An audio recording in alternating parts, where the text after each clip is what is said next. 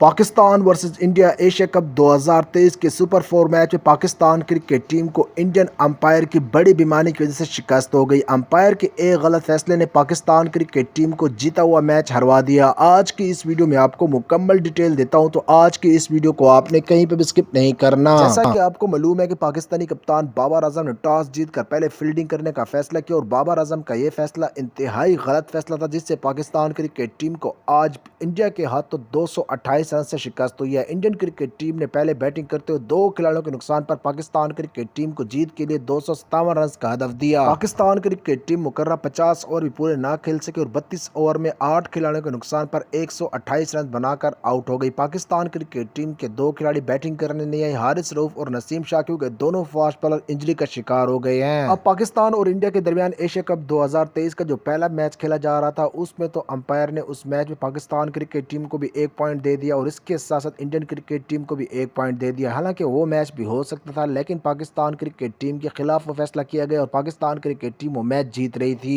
آج ایک مرتبہ پھر بارش ہوئی، لیکن امپائر نے یہ میچ زبردستی شروع کرایا اور اس کے بعد پھر پاکستان کرکٹ ٹیم کی ایک ایک کر کے سارے کھلاڑی آؤٹ ہوتے گئے، اور سلمان علی آغا کو تو امپائر کال پر آؤٹ کیا گیا۔ وہ بال وکٹ کو ہٹ کر رہی تھی، لیکن امپائر کال پر وہ آؤٹ ہوئے ہیں۔ اب آپ نے مجھے کمنٹ کر کے یہ بتانا ہے کہ پاکستان کرکٹ ٹیم میں کون سی تبدیلی کرنی چاہیے۔ آپ کو کیا لگتا ہے کہ پاکستان کرکٹ ٹیم کے کس کس کھلاڑی کو باہر کرنا چاہیے اور کس کس کھلاڑی کو پاکستان کرکٹ ٹیم میں لے کر آنا چاہیے؟ آپ نے ان کھلاڑیوں کے نام ہمیں کمنٹ بار میں ضرور بتانے ہیں، میں آپ سب کے کمنٹ کا انتظار کروں گا۔